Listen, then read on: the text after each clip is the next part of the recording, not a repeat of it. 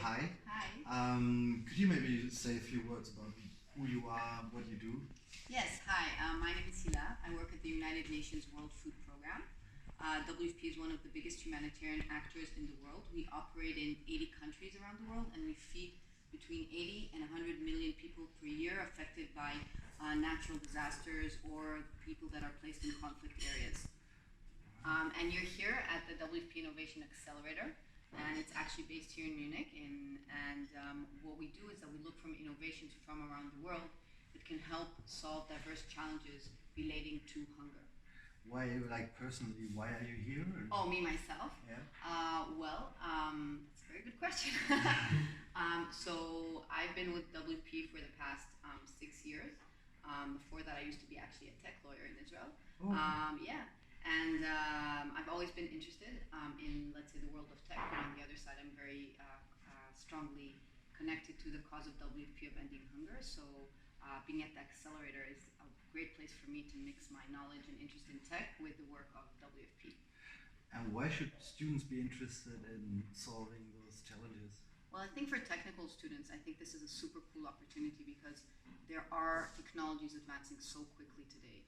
There's so many developments, whether it's in realms like IoT, blockchain, artificial intelligence, and I think there's a lot of solutions that can come from these areas that are relevant also for our operations around the world.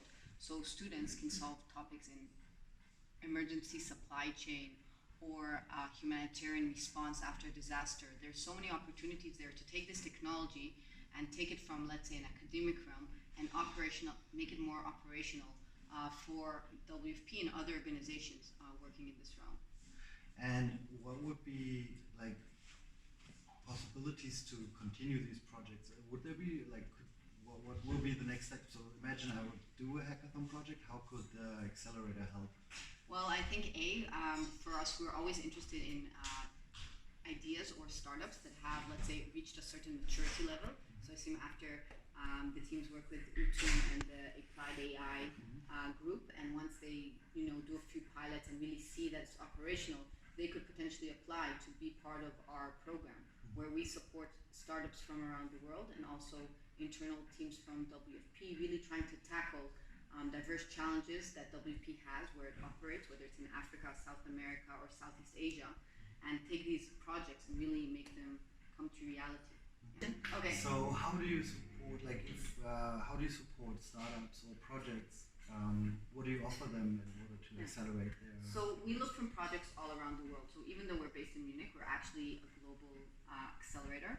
And what that means is that we look for ideas from around the world. So whether it's someone who has a startup at an MVP level, so they've tested what they're working on. So they can be in ag tech, food tech, blockchain, AI, whatever realm it is, and it solves the pain point for WFP.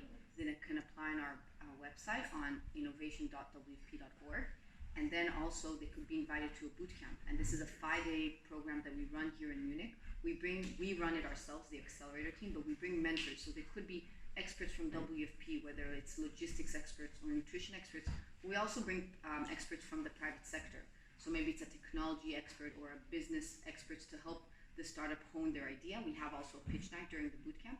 And then after that, the teams need to go through another application process in order to get potential funding from us. It's up to $100,000. You don't take equity, which is super cool. And then they can test with WFP the concept on the ground where we operate. And they'll also get mentoring from us and general support to run the pilot on the ground. So if I take part in the Think.Make.Start Makeathon and I build a project for you, I could apply for the accelerator? When you reach the right maturity level, okay. Then yes. Cool. When is the next application? So right now for 2018, actually, our next application closes on September 24th. So, okay. But maybe in 2019, it will be more relevant for the teams participating in this hackathon. When is that the deadline? Oh, it's on our website. It cool. Depends. But it's rolling, so okay. they can always check. And we usually have between 2 and 3 boot camps a year. So. Cool. All right.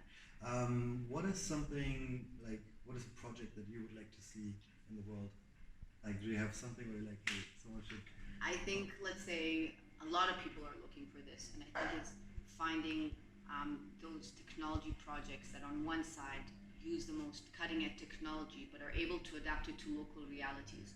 So I think that is also when students design their projects, when they're in a hackathon or in later stages. I think they need to think about who's their user and what is the reality where they will be implementing this innovation, because doing an innovation in Europe might be very different than doing it in Cambodia. And I think people need to think about this also when they're designing. What's the connectivity infrastructure? How many people have mobile phones? How can you collect data? I think these are all things that, it would be great if people who design for challenges like ours take it into account already in early stages. Do you have a favorite project happening right now in your accelerator that could be inspiring for other people? Well, I think one of our interesting projects is one called Building Blocks. And Building Blocks is not when we actually distribute physical food, but it relates to our activities when we distribute cash. And WFP does that in a location where there's an existing food market. So in this case, we're taking cash transfers that we're giving in supermarkets to refugees in Jordan. They go to the supermarket, they identify themselves with their iris scan, and then we transfer the money on a Ethereum blockchain system. And for the refugee, the experience is quite the same. So they don't know that we've changed the back end. But for us, using a different technology system gives us diverse advantages of the way we collect the data, the way that we can give information more quickly, and the way we can reconcile the cash transfers that we do. And the future of this project is also very interesting because we don't want to create this blockchain system only for ourselves, but we want also to have other agencies, other humanitarian actors also be part of this blockchain. And that is something that's very interesting because it started in a boot camp and it was an idea, and then it was a pilot with 100 people in Pakistan, and then it became a project where we supported 10,000 refugees in Jordan, and today we're supporting more than 100,000 refugees on this building block system.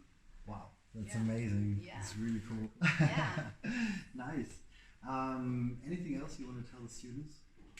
I think, I'd like to encourage them to participate in the hackathon. I think it's what Applied AI is trying to do sounds super interesting. And I think also it's an opportunity for people who maybe thought that their work or their academic skills are relevant for a specific sector.